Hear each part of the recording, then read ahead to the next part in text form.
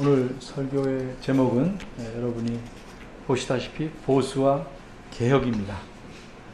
혹시 제가 정치적인 말을 하려는가 하고 생각하신 분이 있다면 걱정하시지 않아도 됩니다. 늘 그렇듯이 성경 말씀을 잘 전하려고 힘쓰겠습니다. 어린이들 위해서 설교 제목의 뜻부터 말씀드리려고 합니다. 재래의 풍습과 풍속이나 관습, 전통 이런 것들을 중하게 여겨서 그대로 지키는 것을 보수라고 합니다. 반면에 제도나 체제 따위를 새롭게 뜯어 고치는 것을 개혁이라고 합니다. 그럼 보수와 개혁, 이 둘 중에 어느 것이 더 나은 것일까? 엄밀히 말해서 이런 질문 자체가 어리석은 것입니다.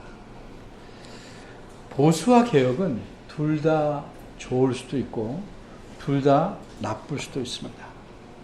물론 어떤 경우에는 한쪽이 더 나을 수도 있겠습니다.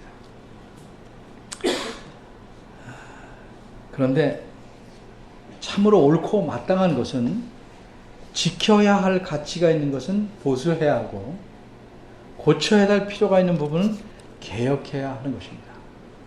그런데 어떤 것을 보수해야 하고 어떤 부분을 개혁해야 할지는 어떻게 결정해야 합니까?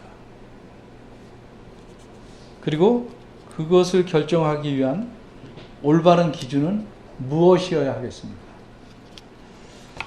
사람이 살아가는 사회에는 그 사회가 크든지 작든지 이런저런 모양의 교육, 가르침이 있게 마련입니다. 그리고 이런 교육에 따라 사람들은 좋고 나쁨, 우선적인 것과 나중에 할 것, 가치가 있고 없고를 배우게 됩니다. 그럼 이런 교육을 통해서 배운 것들이 그 사회의 기준이 되고 이 기준에 따라 살도록 사회는 요구합니다. 그리고 이 기준들이 세월이 지나가서 쌓이게 되면 그것이 이른바 전통이 됩니다. 사회마다 나름대로의 전통이 있습니다. 물론 집안에도 있습니다. 교회에도 있고 사람들이 있는 곳에 늘 나름대로의 전통이 존재하게 마련입니다. 그런데 이 전통이 항상 좋거나 항상 나쁘거나 한 것은 아닙니다. 설사 좋은 전통을 만들어 왔다 할지라도 시간이 지남에 따라 변질되고 나쁘게 되는 경우도 많이 있습니다. 오늘 본문에서는 두 가지를 생각해 보려고 합니다. 첫째는 전통적인 가르침, 둘째는 예수님의 가르침입니다. 첫 번째입니다. 전통적인 가르침. 예수님 사시던 그 유대 나라에 또 전통이 있었습니다. 근데 오늘날 사회는 달리 유대 민족은 종교적인 성격을 띤 민족이었기 때문에 그런 종교적 전통이 강했습니다. 그들은 자신들의 전통이 모두 하나님 말씀에 근거하였다고 생각했습니다. 하지만 예수님의 생각은 달랐습니다. 그래서 예수님은 하나님 말씀과 어긋나는 전통 몇 가지를 크게 뜯어 고치시려고 합니다. 여러분이 오늘 보면 43절 처음에 보면 뭐뭐라고 하였다는 것을 너희가 들었으나 라는 말씀이 있습니다. 이 말씀은 풀이하자면 너희가 이렇게 교육을 받았으나 너희가 이렇게 가르침을 받았으나 라는 의미입니다.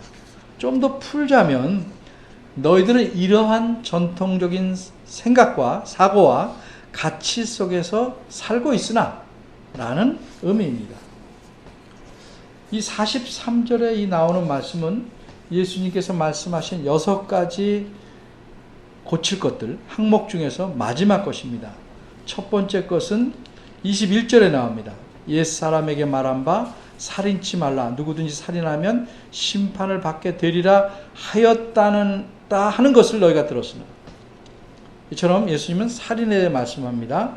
27절은 간음에 대해서 너희가 들었으나 이렇게 말씀합니다. 31절은 조금 모양은 바뀌었지만 같은 의미로 또 일러스되 이렇게 말씀합니다. 그래서 이혼에 대해 말씀하시고 33절은 맹세, 34절은 보복, 그 다음에 오늘 본문에선 6번째로 원수 사랑에 대해서 말씀하고 있는 것입니다. 그런데 먼저 우리가 좀 생각해 볼 것은 어떻게 하나님 말씀에 근거를 두었다고 하는 전통이 변질돼서 나쁘게 되는가 하는 점입니다. 그 근본적인 이유는 한마디로 하나님 말씀에 대한 이해 또는 하나님 말씀에 대한 해석이 틀렸기 때문입니다. 모든 이단들이 그런 겁니다. 완전히 틀린 경우도 있긴 하지만 대부분은 하나님의 말씀을 조금씩 틀리게 이해하고 해석한 것이 쌓여서 오랜 세월이 지나면 굳어져서 그릇된 전통이 되기 때문입니다. 내 이웃을 사랑하고 내 원수는 미워하라 했다는 것을 너희가 들었으나 예수님이 이렇게 말씀하고 있습니다. 우리가 알다시피 유대인들은 구약 성경을 믿는 사람들입니다. 표면상으로는 그렇습니다. 사실은 그렇지 않다는 것은 이 다음에 제가 기회가 있으면 더 설명하겠습니다만 표면상으로는 그런 사람입니다.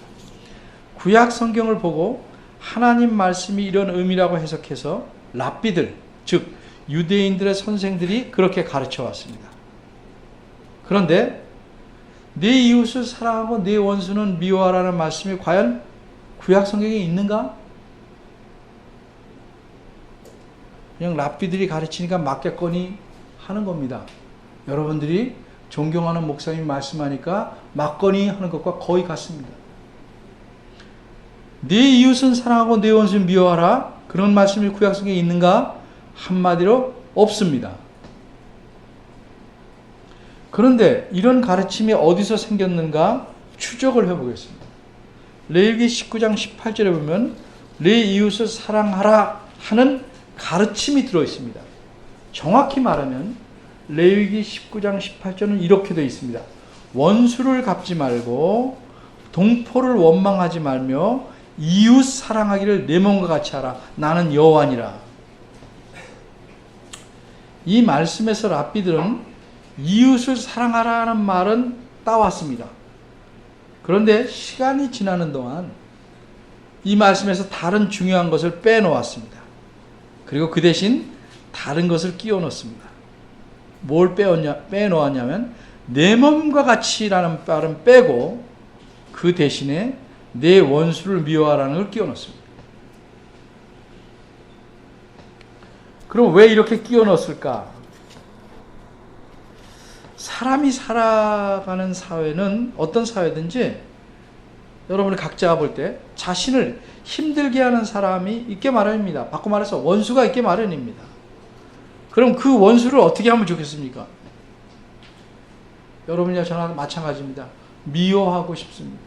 원수가 잘 안 되기를 바라고 싶습니다. 바랍니다.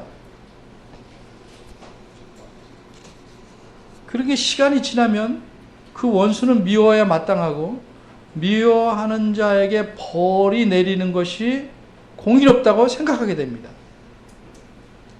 그러니까 시간이 지나는 사이에 내 원수를 미워하라는 말을 자연스럽게 덮으실 수 있었던 것입니다. 그런데 어떤 새로운 가르침이 전통으로 자리를 잡으려면 사회에서 받아들일 수 있는 것이어야 합니다. 그리고 그 전통이 오래 지속되려면 받아들이는 뿐만 아니라 대부분의 사람들의 생각과 정서에 맞아야 합니다.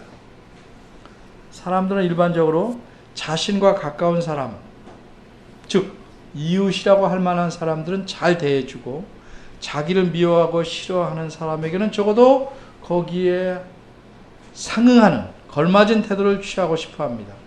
그렇게 하는 것이 옳고 공평하다고 많은 사람이 생각하기 때문에 내 원수는 미워하라 하는 말이 일반적인 정서에 잘 맞습니다.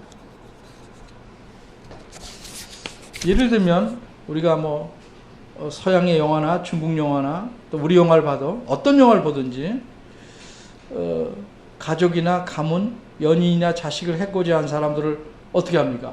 어떻게든지 추적해서 보복하고 복수하는 장면이 등장합니다. 그럼 그런 장면을 보면 가슴이 어떻습니까? 답답한 게 아니고 후련하고 통쾌합니다.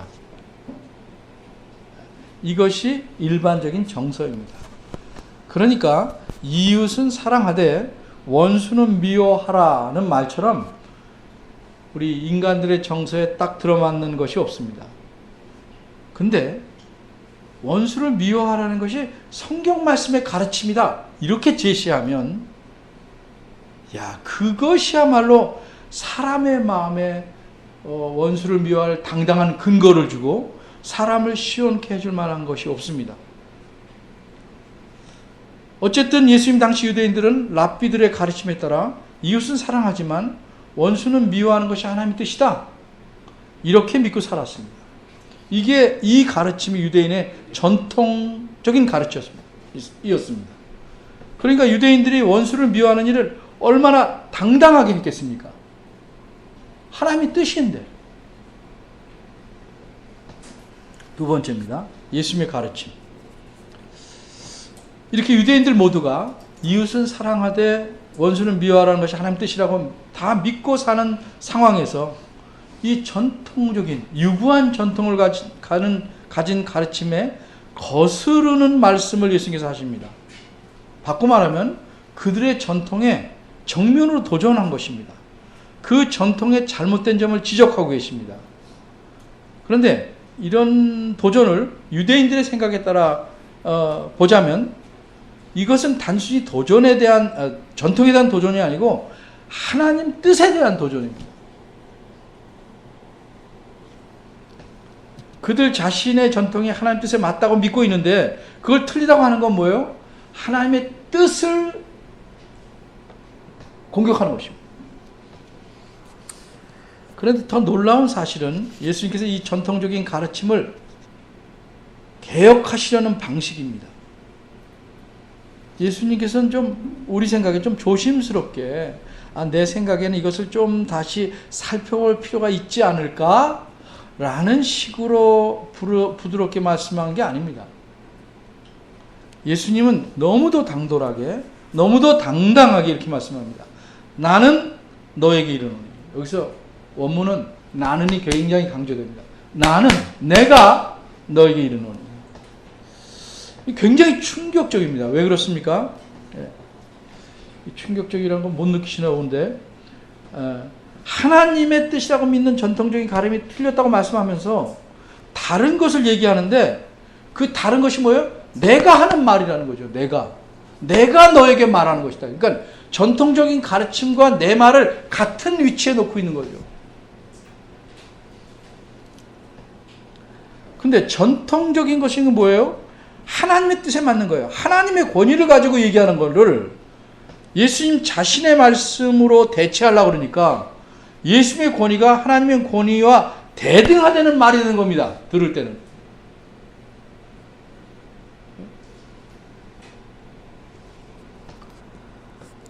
이게 유대인들의 눈에 심히 거슬리는 겁니다. 그런데도 예수님은 굽히지 않고 자신의 말씀을 하나님의 뜻과 대체할 만한 것처럼 유대인들이 듣기에 대단한 권위를 가지고 말씀합니다. 나는 너에게 이렇게 말한다.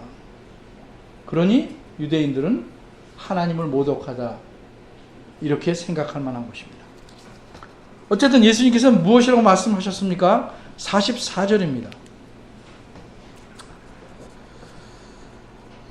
너희 원수를 사랑하며 너희를 핍박하는 자를 위하여 기도하라, 이렇게 말씀했습니다. 사람은 옛날이나 지금이나 미래나 그 심성이 같습니다. 어떤 점에서? 모두 타락해 있습니다. 예레미야 말씀대로 심히 부패해 있습니다.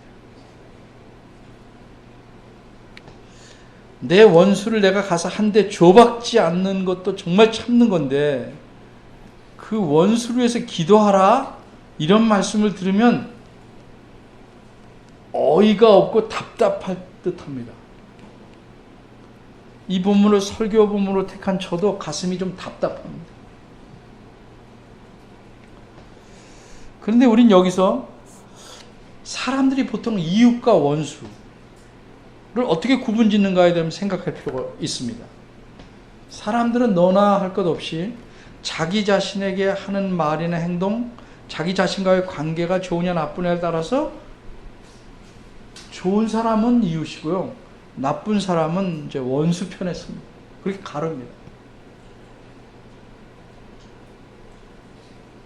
유대인들도 마찬가지입니다. 크게 말해서 유대인들은 자기 민족 외에는 모두 원수입니다. 유대인들은 이방인들, 즉 하나님을 섬기지 않는 사람들은 다 원수로 여겼습니다. 물론 좁혀 말하면 개인적으로도 원수가 있겠습니다. 그런데 우리가 이 성경 구절을 잘 보시면 이 44절에서 43절과 다르게 표현된 게 있습니다. 43절에는 내 이웃을 사랑하고 내 원수를 미워하라 이렇게 했는데 44절은 내 이웃이라는 말을 빼고 너희 원수를 사랑하며 라고 바꿔 썼습니다.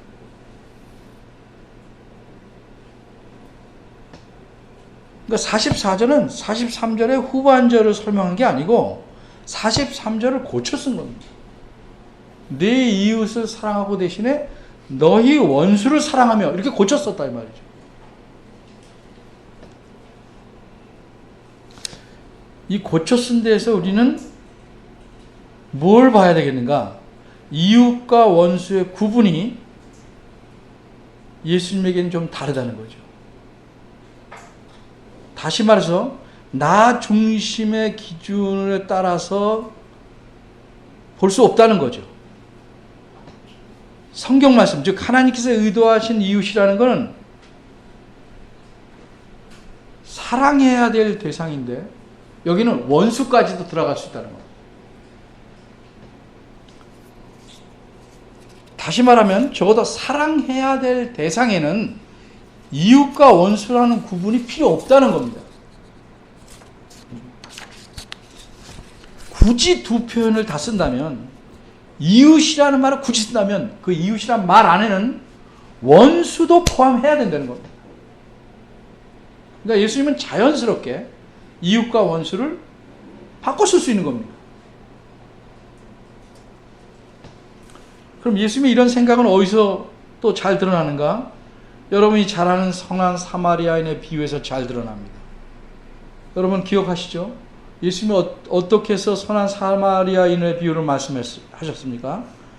예수께 찾아온 율법사가 예수님 말씀을 듣고 내 이웃이 누구입니까? 라고 물으니까 거기에 대해서 대답합니다.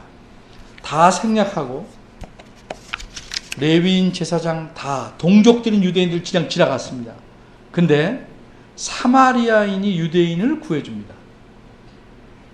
사마리아인과 유대인은 원수입니다. 사마리아인의 입장에서 보면 자기 원수인 유대인이 죽어가고 있습니다. 여러분은 이 경우 어떻게 하겠습니까? 뭐 내가 해치지 않았은 것이고 내가 손대봐야 어쩔 수 없다, 놔두자 하고 지나갈 것입니까? 오해받을까, 내가 그런 것으로 오해받을까 하고 그냥 지나가시겠습니까? 그런데 유대인이 원수로 취급하는 사마리아인이 유대인을 살려냅니다. 이렇게 쭉 말씀하시고 내 생각엔 누가 강도 만난 자의 이웃이냐라고 묻습니다. 이웃을 가르치기 위해서 하신 말씀이 이 비유입니다. 이처럼 예수님은 이웃이라는 말 안에 사람들이 원수라고 여기는 것까지 포함해서 설명하고 계시기 때문에 그게 예수님의 생각이니까, 그게 성경 말씀의 뜻이라고 보시기 때문에 내 이웃을 사랑하라 대신에 너희 원수를 사랑하라고 말씀하는 것이 자유로운 겁니다.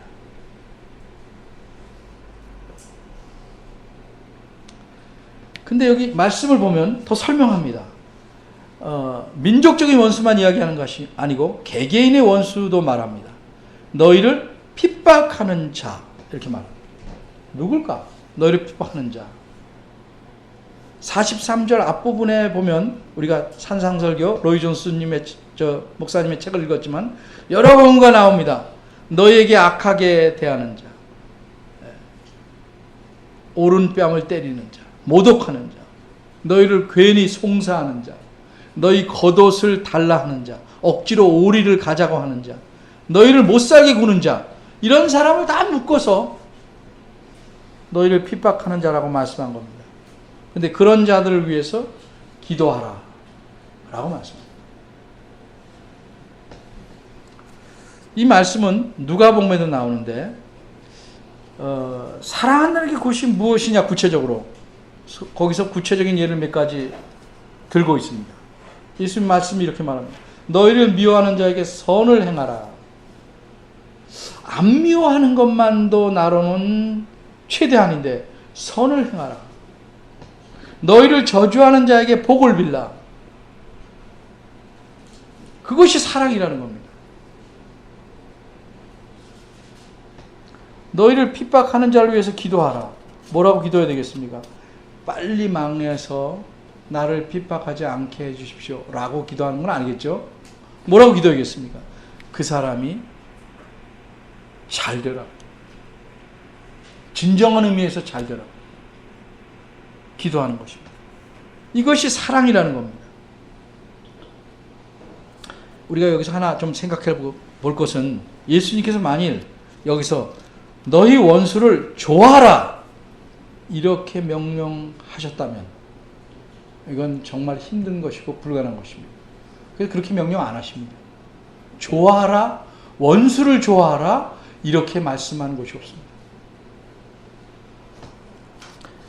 왜? 그건 불가능하기 때문입니다. 좋아한다는 것은 감정이 늘 따라다니는 그런 표현입니다. 그걸 수반하는 이 감정의 표현입니다. 생김새, 취향, 취미 뭐 이런 것들이 다 뭉쳐서 만들어내는 마음의 움직임이 좋아함입니다. 우리는 보통 사랑한다, 좋아한다를 같이 쓰고는 있지만 엄밀히 말해서 좀 다른 겁니다. 남에게 잘 대해줄 수는 있지만 좋아하는 것은 다릅니다. 그건 감정의 문제입니다. 예를 들면 동사무소 직원, 은행 직원, 뭐 옛날보다 많이 친절해졌죠. 미운 사람이나 고운 사람이나 자기에게 오는 고객한테 항상 웃고 인사합니다. 그들이 속으로는 어떻게 생각할지 모르겠지만, 물론 좋아는 안 할 수도 있겠지만 친절하게는 대합니다.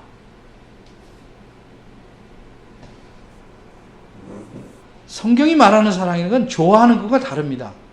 그래서 우리가 미워하는 자들에게도 선을 행할 수 있는 것입니다. 좋아할 수는 없지만 그가 잘 되기 위해서 진정한 의미에서 기도할 수 있습니다. 이것이 사랑입니다. 사랑의 표현입니다.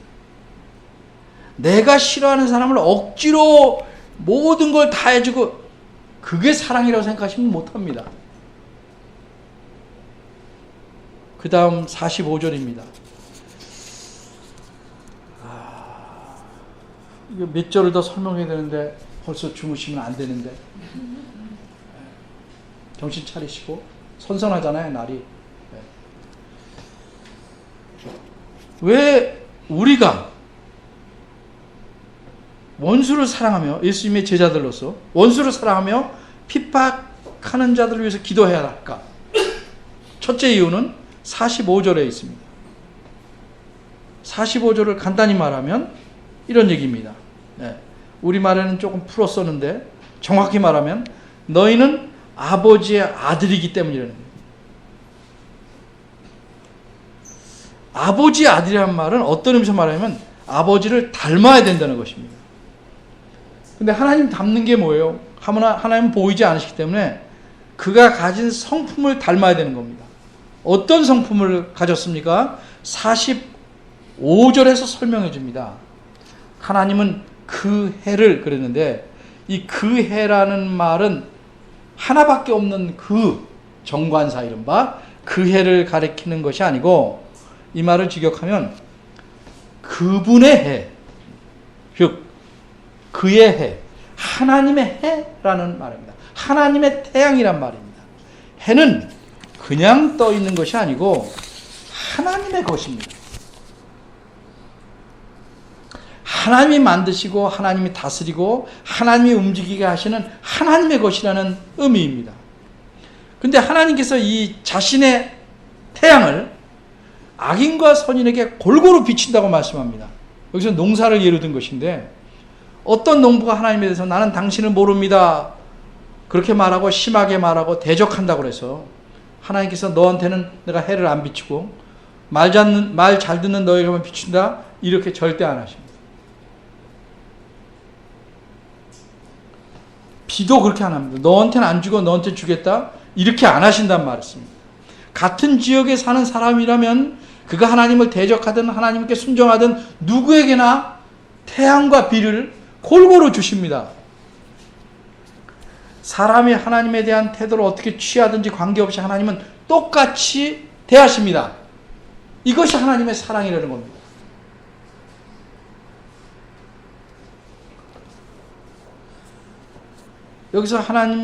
여기서 예수님 언급하고 있는 사랑은 사랑받는 사람이 어떠함, 사랑받는 사람이 나에게 어떤 태도를 취하느냐에 따라 좋게 행하는 것이 사랑이라고 말하는 것이 아니고, 그 사람의 무엇과는 전혀 관계없이 내가 상대를 향해서 갖고 있는 기본적인 태도를 말합니다. 그럼 어떤 사람은 이렇게 또 질문합니다. 해라는 것이 다 골고루 비치는 거죠. 여긴 비치고 여긴 어떻게 안 비치고 그렇게 하나님이 하시나요? 못해서 그런 게 아닙니다. 하나님이 그렇게 하신 예가 있죠. 애굽에서 이스라엘 건져낼 때 흑암이란 재앙을 내렸어요. 근데 그때 이스라엘 백성이 있는 땅만 흑암이 없게 하셨어요. 광명이 있게 하셨어요. 하나님은 얼마든지 그렇게 할 수 있어요. 악인과 의인에게, 불의한 자 의로운 자에게 맘만 먹으시면 얼마든지 나눠서 해를 비치게 하고 비도 안 내리게 하고 마음대로 할 수 있어요. 같은 지역에 살아도, 같은 장소에 있어도 얼마든지 그렇게 하실 수 있어요.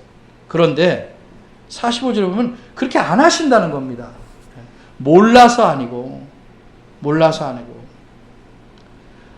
하나님께서 악한 자를 심판하는 것은 나중 일이고, 이 땅에 사는 동안은 누구에게나 가장 기본적인 필요한 것들을 주신다는 것입니다. 예수님께서도 하나님의 자녀들인 너희도 그렇게 원수를 사랑하라는 겁니다. 좀 더 쉬운 예로 구약 성경에 하나님의 사랑에 대해서 말씀하는 예가 있습니다. 출애굽기 20장에 나오는데 이런 말씀입니다. 내가 만일 내 원수의 길 잃은 소나 나귀를 만나거든, 이렇게 합니다.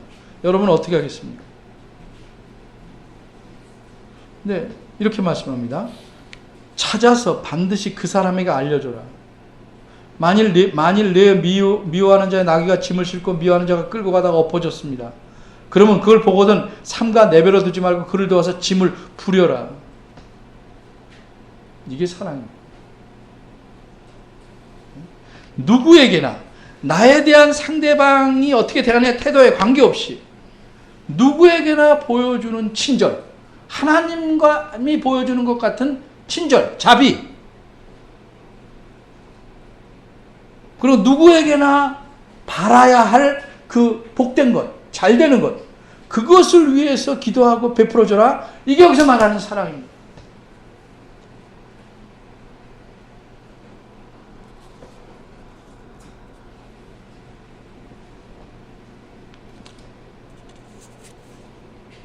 잠언에서도 이렇게 말합니다. 내 원수가 배고파하거든 좀 더 고파봐라, 이렇게 하지 말고 집에서 주로 써먹죠. 식물을 먹여라. 가장 기본적인 거 가지고 사람을 옥죄는 것만큼 비열한 게 없습니다. 그건 사랑이 아니기 때문에 그렇습니다. 목말라 하거든 물을 마시오라. 몰라서 그랬다면 고쳐야 합니다. 이런 가르침을 사도 바울은 로마서 12장 20절에 이렇게 인용해서 말합니다. 네 원수가 줄이거든 먹이라, 목마르거든 마시오라. 그럼 우리 마음속에 뭐가 이렇게 있어요? 그 원수가 나한테 행한 진짜 악행은 어찌합니까? 그 잘못한 건 다 무시하고 그런 거 다 내버려두고 그냥 없는 것처럼 취급하라는 겁니까? 더 읽어보시면 그 점은 하나님이 어떻게 하신다고 말씀하십니다. 잘못했다는 것과 관계없이 내가 하나님의 아들로서, 자녀로서 기본적인 것들을 해야 되는 거예요. 그래야 내가 하나님의 아들다운 것이다 라고 말씀하는 게 45절입니다.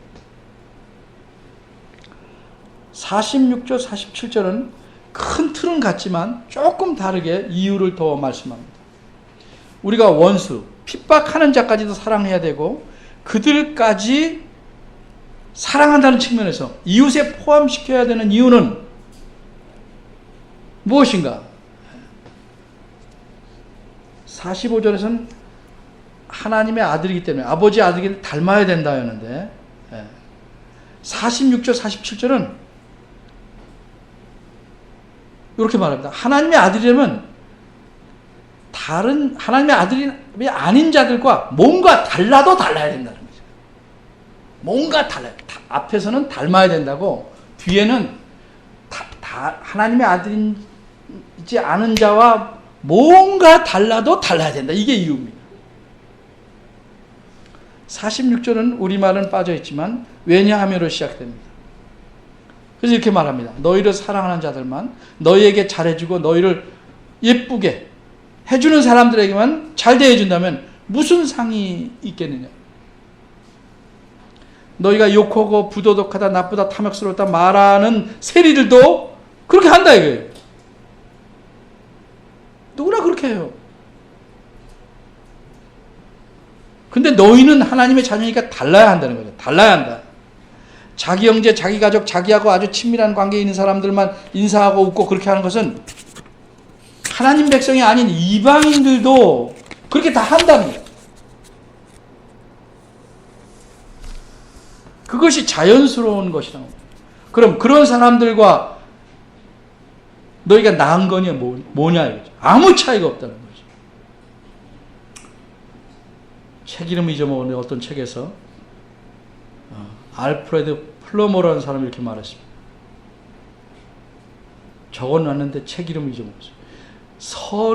선한 것을 받고 악으로 갚는 것은 악마적인 것이다. 정말 그런 사람 많죠. 선을 받고 선으로 갚는 것은 인간적인 것이다. 악을 받고도 선으로 갚는 것은 하나님적인 것이다.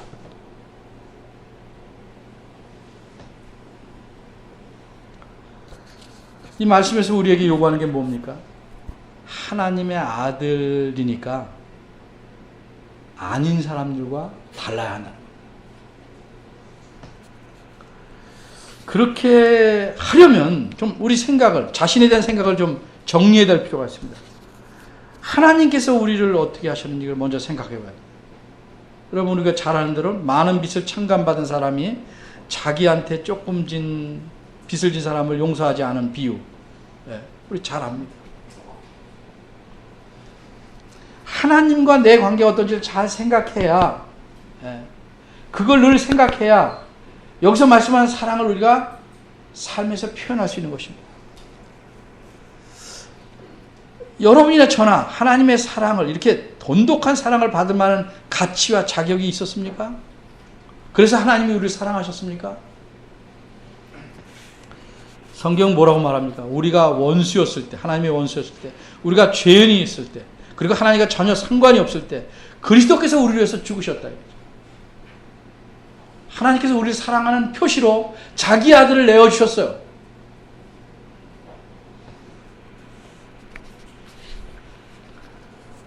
또 그 예수님은 자기를 십자가에 못 박고 쇠못으로 두 손과 발에 박는 사람들에게 그 사람을 위해서 뭐라고 기도했습니까?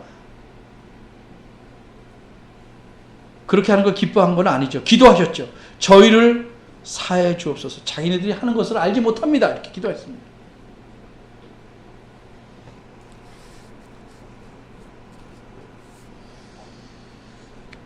하늘에 계신 하나님이 우리 아버지가 아니라면 뭐 그렇게 할 필요가 없겠죠. 근데 그분이 우리 아버지시라면 우리도 이 말씀대로 해야 될 책임이 있는 것입니다. 48절 이렇게 말씀합니다. 그러므로 하늘에 계신 너희 아버지, 하늘에 계신 너희 아버지, 우리는 자녀고 그분은 아버지라고 계속 말씀합니다. 여기 말씀에서 온전하시면 건 완전하심을 말해요. 그 아버지의 완전하신 같이 너희도 완전해라. 모든 면에서 하나님과 완전하라는 말 아니에요. 그럼 하나님이지. 그럴 수는 없죠. 여기서는 사랑을 베푸는 면에 있어서는 그렇게 하라는 거죠. 하나님의 온전한 사랑이란 뭐예요? 의인이나 선인에게만 해를 비추는 게 아니고 악인과 불의한 자에도 똑같이 해주는 것처럼 내 이웃과 원수를 구별해서 사랑을 베푸는 게 아니라 이 말이죠. 하나님께서 그들이 악한 자라고 몰라서 좋은 걸 주시는 게 아니고 또 악에 대한 심판 안 할 것이기 때문에 그렇게 하는 게 아니고 이 땅에 사는 동안 그들이 잘되고 고쳐지길 바라서 그들에게 필요한 것들을 베풀어주고 자비롭게 대해주시는 겁니다. 이게 하나님의 사랑입니다. 여러분 혹시 이렇게 이른바 원수에게 사랑을 행할 때 이런 식으로 사랑을 하면 반드시 실패할 것이다. 여러분 읽은 로이 존스 목사님 책에서 말씀했습니다. 이렇게 말씀했습니다. 왜 우리가 사랑을 베풉니까? 나를 미워하는데 사랑을 베푸면서 이렇게 기대하면 실패합니다. 내가 이렇게 베풀면 너도 언젠가는 나한테 마음이 바뀌어서 잘해주겠지. 이러면 실패한다는 겁니다. 그런 기대를 갖지 말아야 합니다. 우리를 미워하고 핍박한 자에게 그걸 기대하는 것은 그 사람을 내려놓지 못한 겁니다. 기대하고 사랑을 베풀면 그 사랑은 다시 상처로 남습니다.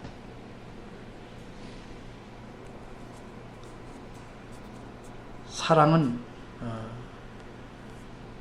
내가 사랑을 베푸는 그 사람에게 뭘 기대하거나 어떤 조건 때문에 하는 것이 아니고 내가 받은 하나님의 사랑, 내게 먼저 쏟아부어 주신 하나님의 사랑을 그런 사랑을 받았음을 상대방에게 나타내는 겁니다. 그게 성경이 말한 사랑이고 하나님의 사랑이고 하나님이 우리에게 요구하시는 사랑입니다.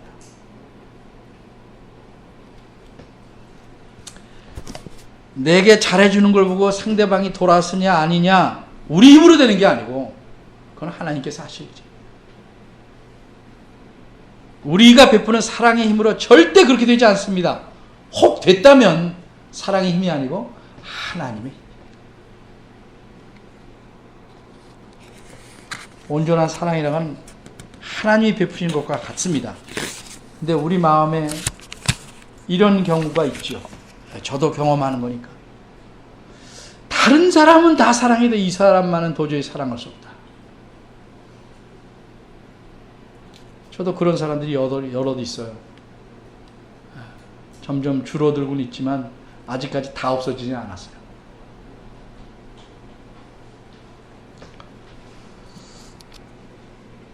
그래서 이 말씀이 저한테도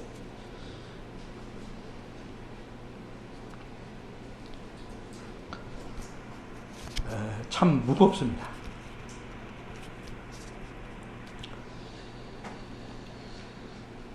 이런 사람을 사랑하는 것은 정말 죄악이 아닐까? 라고 생각할 만큼 힘든 사람도 있습니다. 근데 그런 사람을 위해서 기도하라? 그게 온전한 사랑이라고 말씀합니다. 힘들죠.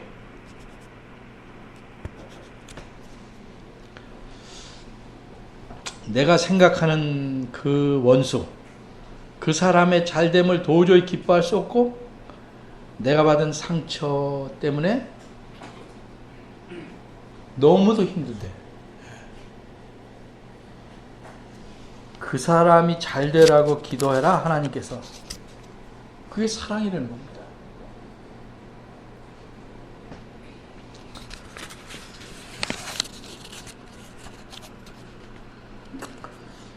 오늘 본문은 하나님이 어떤 분임을 우리가 배울 수 있습니다. 자기 이웃은 물론이고 원수까지도 온전하게 사랑하라. 우리가 하나님의 자녀니까 그렇게 요구하시다는 사실입니다. 잘못된 전통, 그 교회든 개인이든 사회든 잘못된 전통을 보수하려는 것, 그거 잘못이고요. 전통이 시대에 맞지 않는다고 뜯어 고치려는 개혁도 바람직하지 않아요. 무엇을 보수하며 무엇을 개혁하느냐 기준은, 유일한 기준은 하나님 말씀입니다.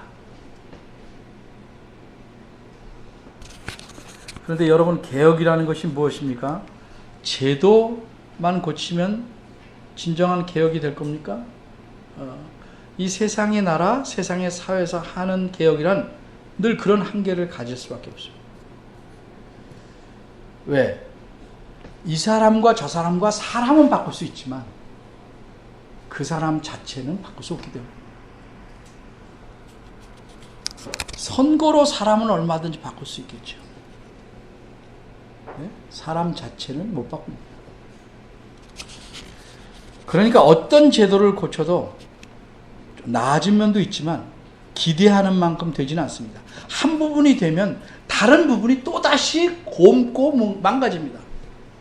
이게 세상 나라입니다. 이게. 왜?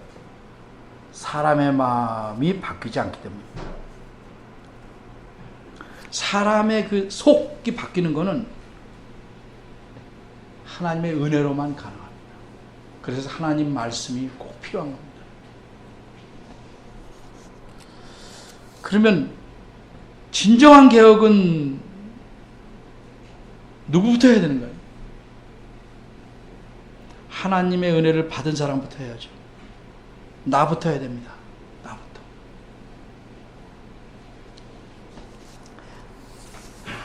내 안에 정말 생각하기 싫은 그 사람을 위해서, 그의 잘됨을 위해서, 진정한 잘됨. 그게 작은 일 같지만 중요한 시작입니다. 온전한 사랑을 행하는 것이 개혁의 힘입니다.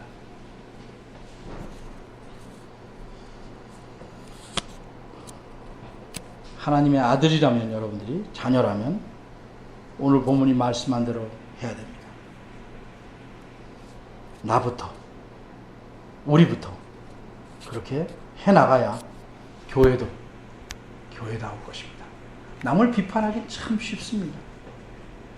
내 온전한 사랑, 가장 기본적인 사랑을 내가 하고 있는가 깊이 생각해야 합니다.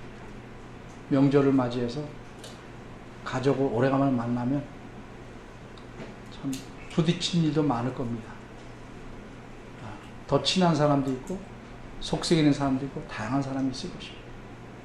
무엇을 어떻게 해야 온전한 사랑을 하는 것인가 잘 실습하고 오시기를 바랍니다. 기도하겠습니다.